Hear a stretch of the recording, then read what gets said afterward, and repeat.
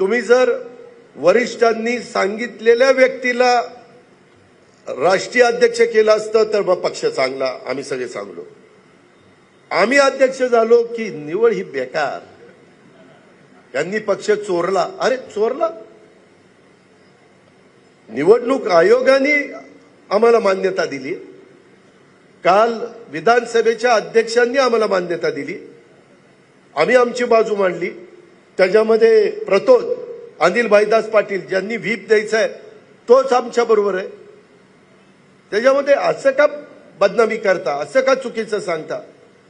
म्हणजे आम्ही वरिष्ठांच्या पोटी जन्माला आलो असतो तर आम्हाला अध्यक्षपद मिळालं असतं, काही झालं नसतं, पक्ष माझ्या ताब्यातच आला असता. आला असताना हे का तुमच्या सख्या भावाच्या पोटीच मी जन्माला आलो ना.